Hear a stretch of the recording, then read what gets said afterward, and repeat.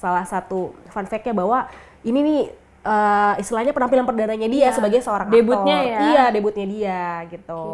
Ini mungkin kalau kawan-kawan yang nggak tahu, jadi yang berperan sebagai Galci alias Mino yang berperan sebagai Galci ini tuh yang pakai jaket merah, yang kepalanya botak. Nah, yang lawan itu ya? Iya, yang itu.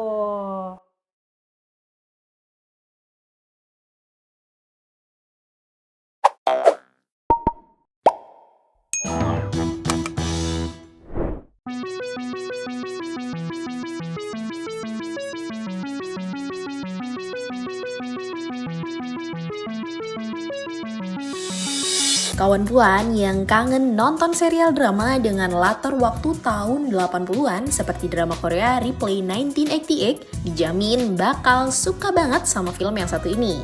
Karena selain berlatar waktu saat Korea Selatan jadi tuan rumah perhelatan Olimpik 1988, vibes 80-an yang kental banget dijamin bakal mengundang nostalgia masa muda.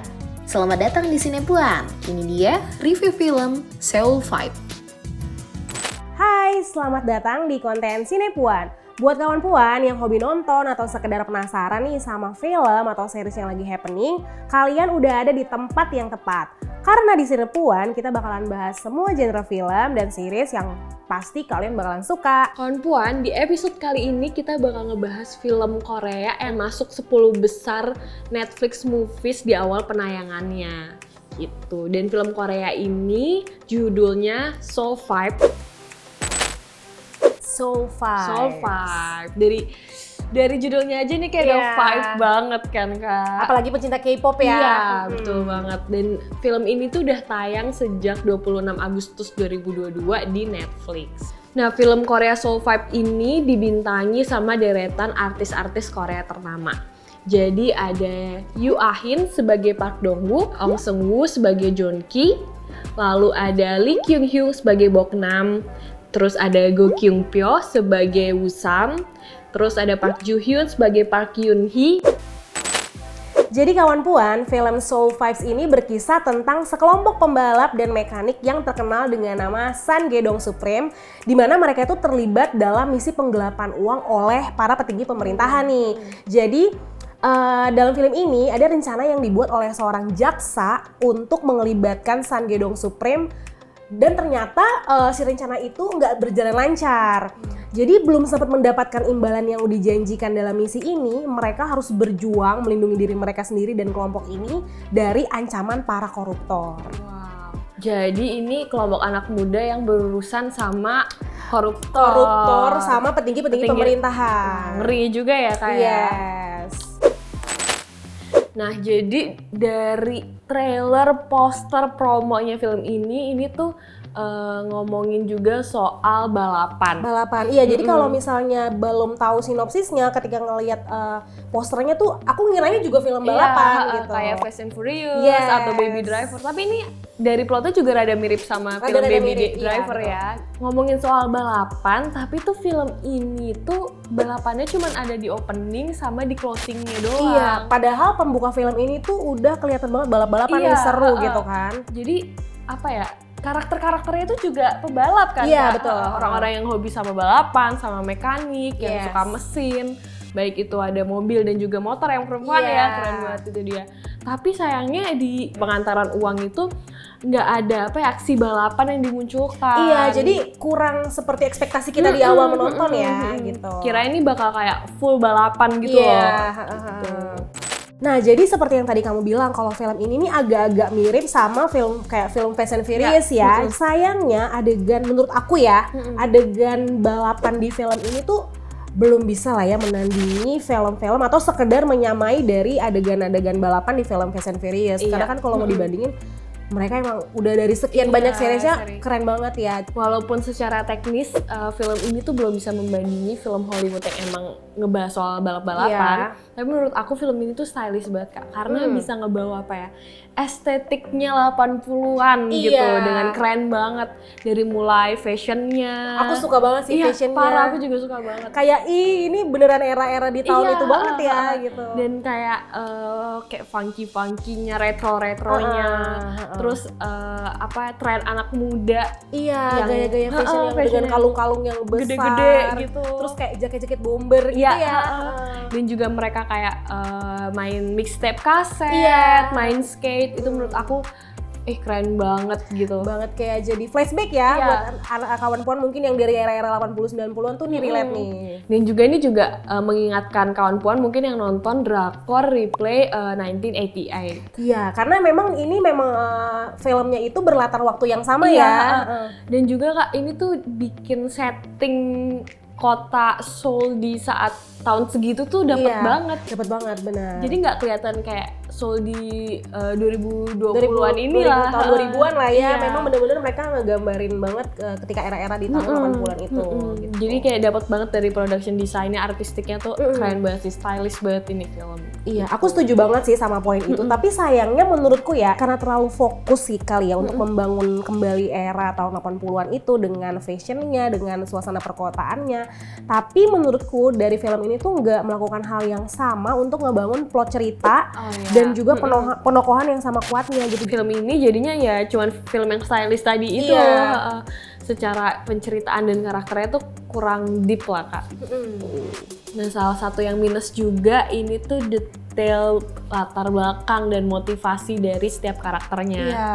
Dan itu ngebuat kita yang nonton tuh nggak punya empati. Jadi kalau karakternya kenapa-napa kita nggak ada rasa kayak jangan dong atau gimana gitu, karena ya kita sendiri nggak terlalu kenal sama karakternya. Iya, apalagi di saat istilahnya posisi mereka dan nyawa mereka tuh lagi terdesak lagi terancam oleh para mafia. Jadi kita tuh jadi kayak kurang dapat itu tadi gitu. Contohnya aja karakter yang karakter Park Dong Wook ya. Menurutku itu kan dia dari awal digambarkan dia tuh pengen banget ke Amerika gitu. Kayak terobsesi banget buat ke Amerika, tapi gak diceritakan juga kenapa si tokoh utamanya ini, si Park Dong Wook-nya ini tuh obses banget sama Amerika Serikat. Atau kayak bagaimana awalnya sampai dia itu ibunya bisa terpisah jauh dan tinggal di Amerika. Jadi tuh kurang digambarkan gitu. Iya, betul.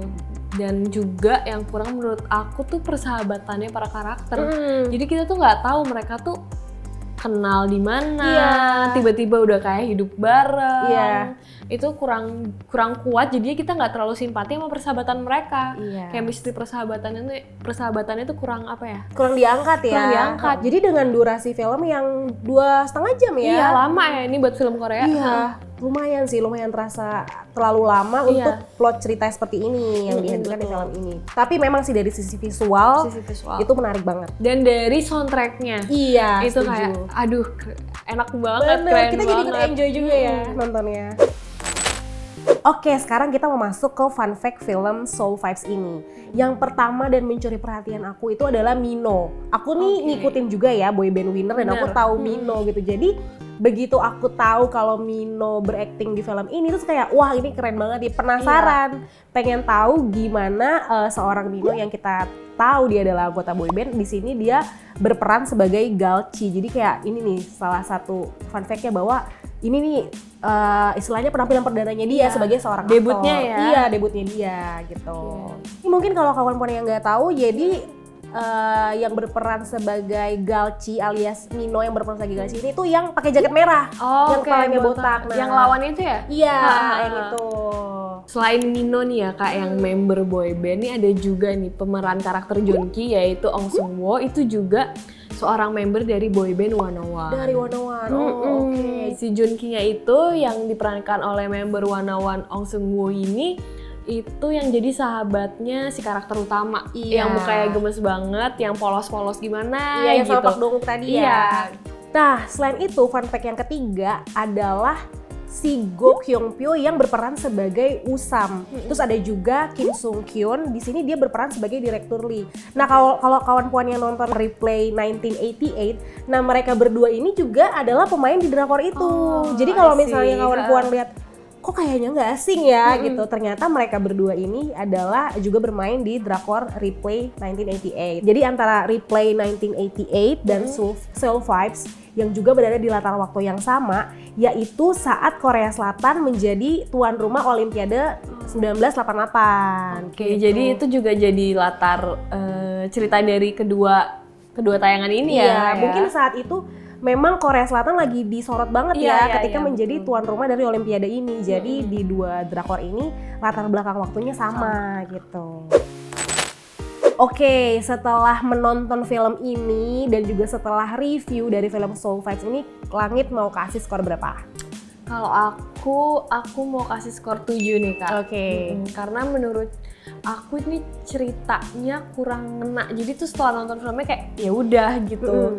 Kurang apa ya? Kurang greget, kurang deep aja gitu karakternya. Padahal ini potensial banget. Benar banget. Dengan ide ceritanya aja tuh udah oke banget ya. Tapi ini skornya itu banyaknya buat visualnya sih Kak. Karena Betul. visualnya emang cantik banget, Iya. estetiknya keren banget dan juga suka banget sama style baju-bajunya dari Iya, para sama. karakternya gitu. Kalau Kak Dinia berapa nih?